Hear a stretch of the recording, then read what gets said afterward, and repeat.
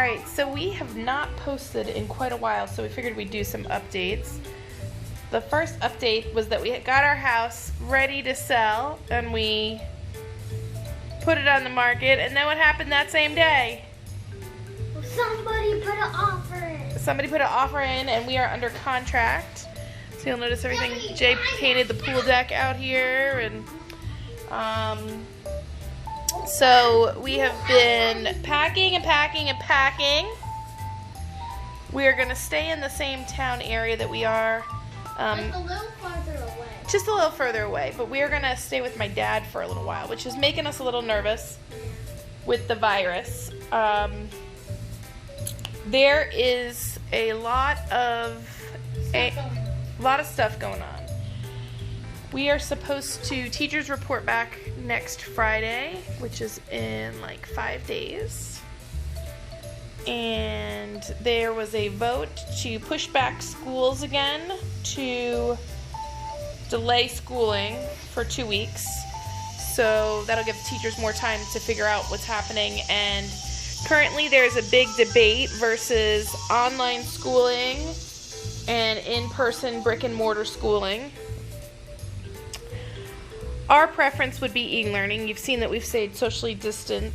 We are still staying socially distant. Today was... Learning with lots of Zooms. Yeah, we've had a lot of Zooms. We've played with friends. We've been playing Roblox. We've been... When I say we've been playing with friends, I mean over Facebook Messenger. We've been swimming in the pool, going in the beach. So our preference would be e-learning. However, our governor has said that teachers have a preference and they have the option to do either, which is not exactly quite the case.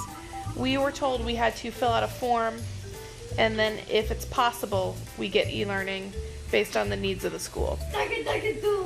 Which means that my children are now registered to go to school because I don't know what's happening yet. So they may physically have to go. The concerns are that as someone who works in a school, I know that the precautions that the counties are making aren't necessarily, what's the best way to say it? They aren't being as cautionary as they could be, because a lot of it comes down to money. So we are kind of stuck between a rock and a hard place. People are very angry at teachers right now because the teachers are trying to stay safe and keep their families safe. And people want their children to go back to school, which is understandable. But again, we have a different insight as to what being socially distant at school would look like, and that's pretty impossible. Yeah, impossible. Impossible. So now I'm kind of worried because we're going to be staying with my dad for a while, and he's elderly, and I really don't want us to be bringing the virus home to him when he's very susceptible. So we will cross that bridge when the time comes. Lots of arguments between board members and constituents and policymakers and people, and it has been nonstop arguing about whether people should be wearing masks mandatory and whether people should go back to school. It has been a lot of tension lately. So you want to go back to school, but you don't. What does that mean? No, I got it.